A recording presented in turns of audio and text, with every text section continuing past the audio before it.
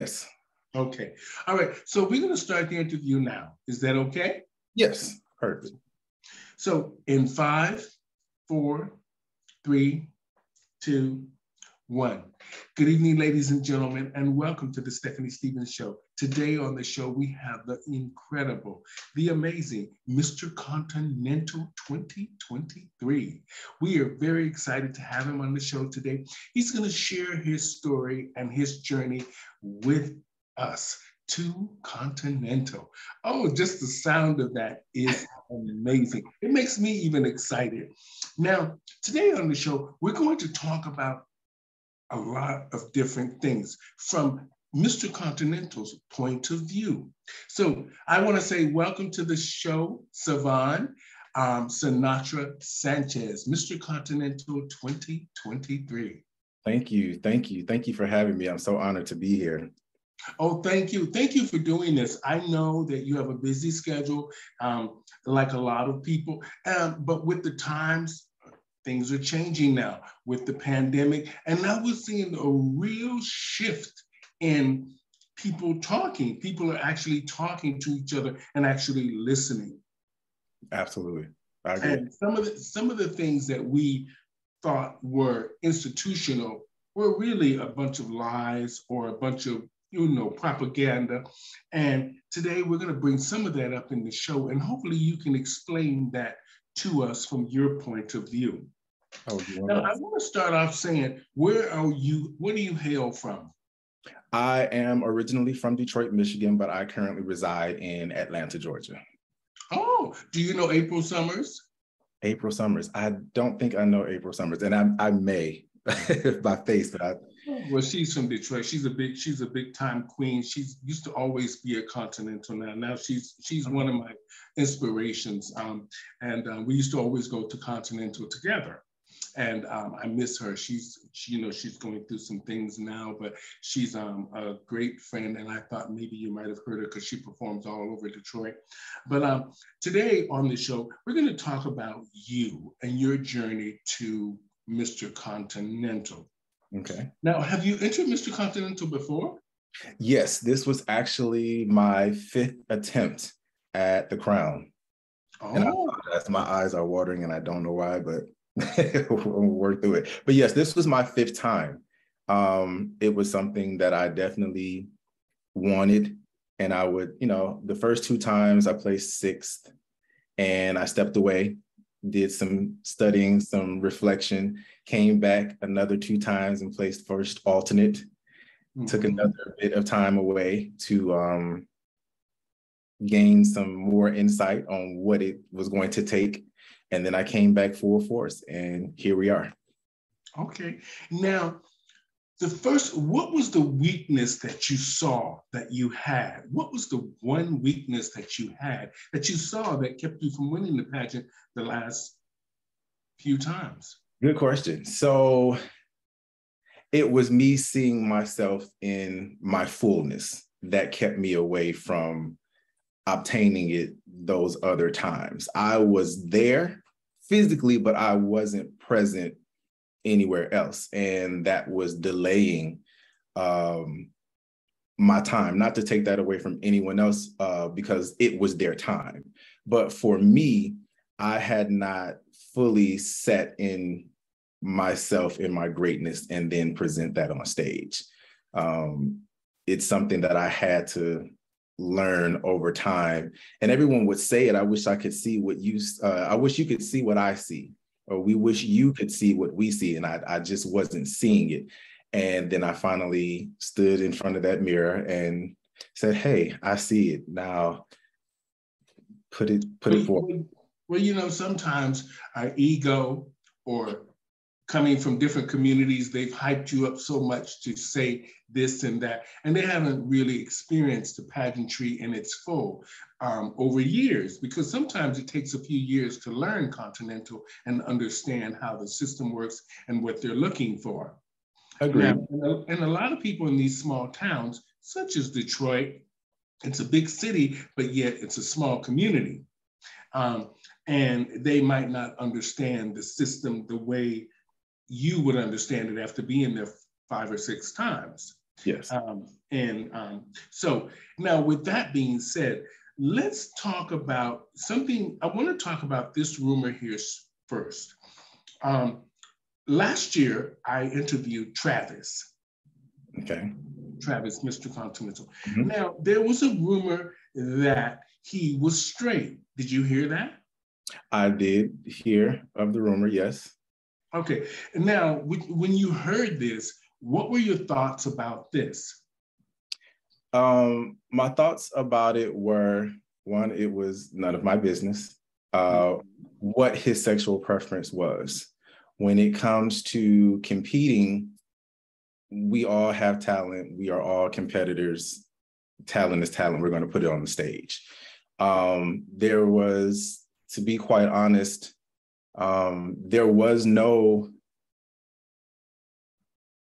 say or anything of that nature of who could actually compete for Mr. Continental. As you know, some pageantry systems has there, you know, some say, hey, you have to be this in order to compete. Mm-hmm. And then there are some that leave it wide open for anyone to jump in. And this happened to be one of those times where, you know, as someone who says or identifies as straight or bisexual or otherwise, slid in there because it's not something that's really asked. So it was one of those moments where, hey, he's a male competitor competing for a male competition. Mm-hmm. Now, with that being said, Travis explained to me that he just thought of himself as a competitor, like you just said. He just thought of himself as a competitor in the competition. But now, I'm sure when he came to your preliminary, I'm sure that was the talk of the town.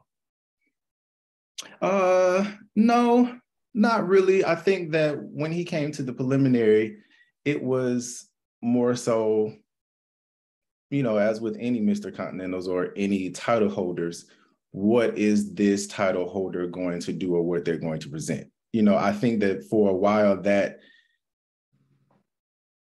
it ran its course, you know, of his identity, because there were so many other things that were going on, but that just kind of ran its course.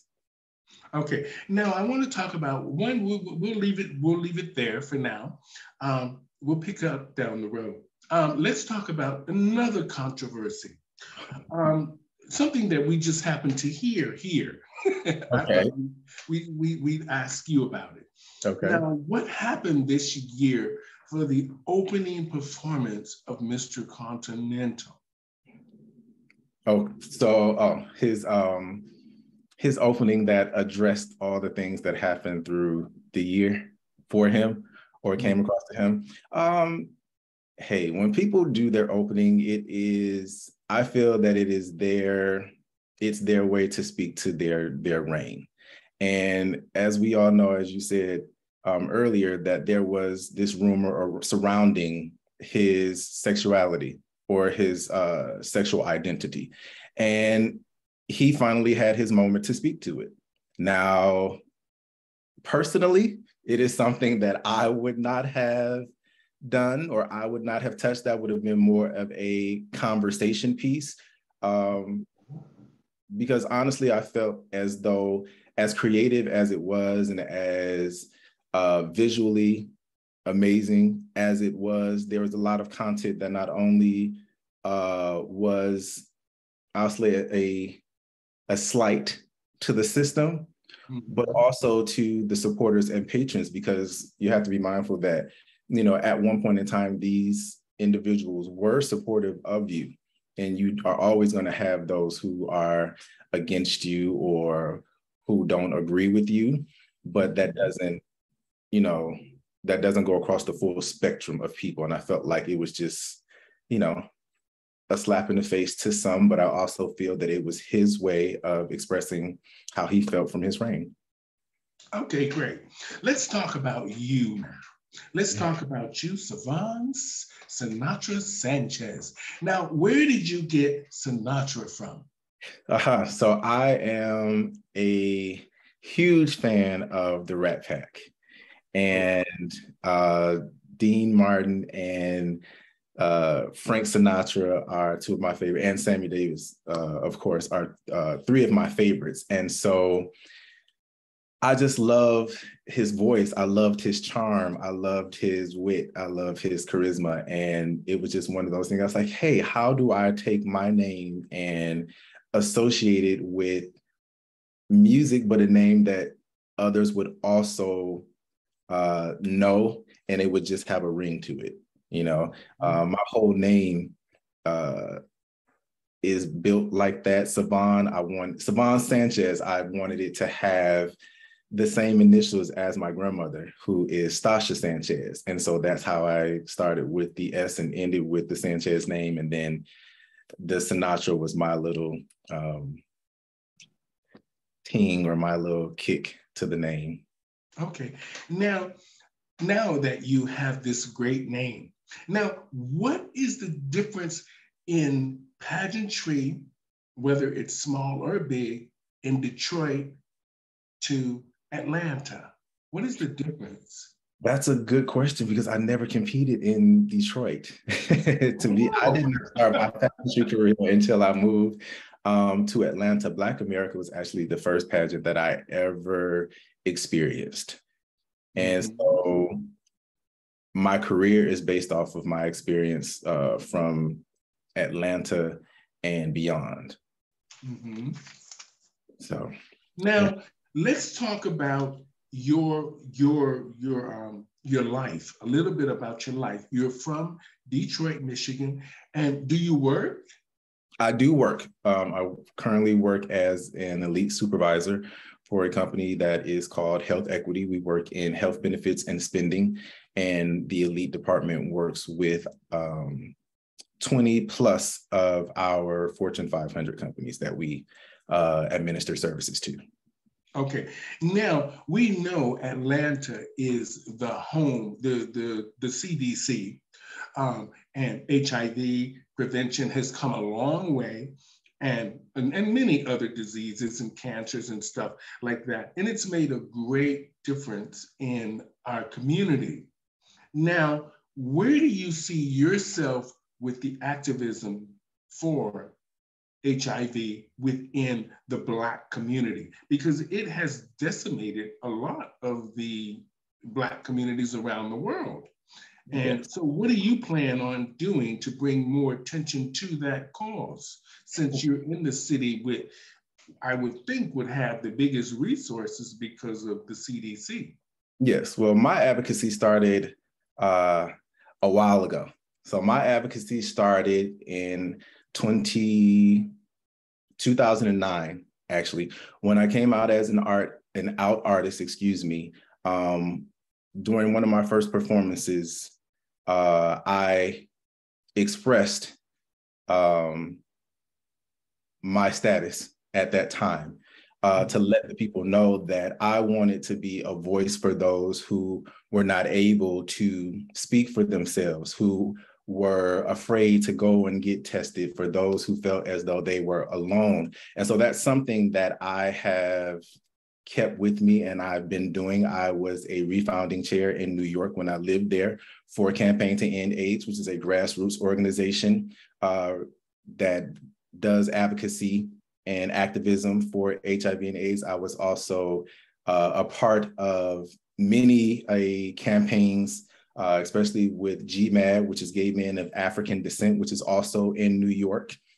My mentor is the director for that. And so here in Atlanta, presently, I do associate myself in working hand in hand with A Vision for Hope, which is an organization that is here in Atlanta that works within the community and branches out and assists other organizations. I try to do as much as I can within the community as a person that speaks to the community, and how, raising funds as much as I can, and just bringing continued awareness to the community, because I think that we've made great strides, but there are also a lot of other things that we can continue to do until it is at zero. So. Now, I want to talk about something else that I find interesting, and she didn't write this. I actually thought about this myself, this question.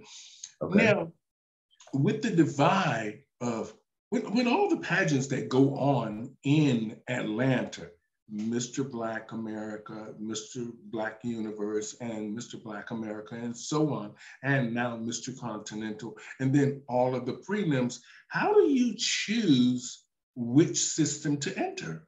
Oh, I personally, I feel as though you have to see which system speaks to who you are as a person, or what system you would want to be a part of. Not everything is for everybody, and not everybody is for everything. So you actually have to see yourself within that system. Do your homework. Don't just jump in. I know that a lot of people try to follow the money or the notoriety that will come along with it, not knowing you have to reign with these systems for a year. Mm-hmm. I want to make sure that you have done your due diligence to know, hey, this is exactly what I want to be a part of. These are the type of people that I feel like I can associate myself with, and they're going to help me grow to where I need to get. And then I'll also be able to leave my impact as well. And I think that that's how you select your system. You do your due diligence, you do your homework, you do your engagement with them, you go and support and see how it is, and then you make your selection. Okay. Now, how is your relationship with Jim Flint? I have a good relationship with Jim Flint. We're both Midwesterners. Again, I'm from Detroit and he is from Chicago. So we kind of have that in common, and it's something that has created the bond that we have. Of course, as Mr. Continental now, I speak with Jim weekly. Before that, we would have our moments of speaking or exchange where we checked on one another. And if I was in Chicago, of course, I would reach out or go and see. So we have a good relationship. And I think that now, being that he has me for the year and I have him for the year, our bond will probably be even better. Now, I want to talk about this because this was a little bit of she wrote this here because Okay. this is what she saw after looking at 6 or 7 of the videos. She found that the system, regardless, we understand that it's not broken in a sense, but she did notice that the contestants' attendance, not the audience attendance, but the contestants' attendance had dropped. Why is this? Across the board, Mr. and Miss. I think that we have to also be mindful when we look at things like that, that we are coming off of a pandemic, and a lot of systems these days are having trouble unless it is a newcomer system. A lot of the veteran systems are having a time getting contestants to participate because, again, you have to make sure that you're doing your due diligence, you're doing your homework, and you're engaging. And I will be very frank, a lot of folks are still in that mindset of, hey, we're spending this amount of money to compete for a pageant, and we feel as though we are not getting the return on it. And that's a fair concern. And I think that that's one of the reasons why numbers are low. I feel like another reason why numbers are low is because we have this thing in our community where people are afraid to compete against their family members or their children, or my friend is competing, so I'm going to wait. And then there are also those life circumstances that happen that keep individuals from competing. So I feel like there are a number of things that attribute to low numbers. And I'll end it with saying this. I think that a fair part of low numbers, sometimes, not all, is engagement on the part of the reigning court. It's one thing to make people feel as though they are numbers and just try to get numbers. But if you stay engaged with potential contestants and new contestants and going to new arenas and locating those contestants, then the numbers will be bigger. But it is a huge part of getting those numbers up. You have to be engaged, and you have to make people feel, not, because I've experienced that as well, you have to make people feel as though you really want them to be a part of the system and not just a number for your give up. I remember many years ago when because I'm from Orlando, but I grew up in Fort Lauderdale. And I remember many years ago, I used to help all the girls with the Miss Florida pageant and everything. And I remember seeing Jim Flint many times at the pageant, watching. And he won't remember this here, but I remember him telling me about how he felt that they were discriminating at Miss Florida about the size of the contestant or the way the contestant kind of looked. You know, with a lot, back then we had a lot of the girls that were enhanced with silicone and all of the different augmentations. And he made, he doesn't remember, but we used to sit at the bar in Miss Florida and we would talk about this. And then I eventually had a prelim up here in Toronto called Mr Continental. Under a lot of controversy, we decided not to do the pageant anymore because of certain things that happen. Mm-hmm. But at the end of the day, God blessed me with something that maybe I have a bigger voice and a bigger journey to do. So I'm kind of glad I got to talk to him about his vision of bringing that same concept to Chicago, but in a bigger format to include everyone. Mm-hmm. And I take my wig off to him every day for that, because that was amazing. The fact that he saw that he needed to include everyone. And this was great. And like you said earlier about Travis, so I understand. Now let's talk about your winning night as Mr. Continental. Did you know you were gonna win? I did not. It's so funny. So, you know, when you've been in a position before, mm-hmm. and I had been in that same position twice before, and you just never know. You never know. And so when they called out Judas for second alternate, you know, that's when you get all shaken up, because there are only 5 and there can only be one winner. And then they called out Noah for first alternate. And even then, again, I was in that position before. So you never know. And all, you know, 5 of us were well deserving to be in that spot, and it could have gone to any of us. As much as I wanted to win, I just didn't know. All I remember is my hands shaking and I was rubbing on my right leg. And when they called my name, it still was a bit surreal in that moment. You know, I couldn't really enjoy it the way that I probably thought I would have in my mind, because I was still in shock. But it was such an amazing feeling, still surreal. And I am enjoying every moment of it. I still don't remember anything from that night, to be quite honest. Well, you know, the pictures say everything. You just go back and look at the pictures. It was magical. I watched the entire thing. It was fabulous. And I always look forward to Continental because they really put on a real show, and the community shows up for this. This is something that people look forward to, and that is great. That is amazing. And the fact that now you, Syvon Sinatra Sanchez, will be a household name, and you have a legacy, a great legacy now. This is amazing. I just want to say thank you, Mr. Continental, today for this fabulous interview. I want to say thank you for your continued support to make sure that the community is aware of a lot of the issues and a lot of things that need to change. And hopefully, please try to include the young people. Even though we understand the difficulty with that, but we need to include the young people to understand the system, understand your journey, teach them. Absolutely. And like she has taught me. And I just want to say thank you so much for this great interview today, Mr. Continental. Until then, my friend, congratulations, and just continue to be fabulous and do what you do. Thank you, Syvon.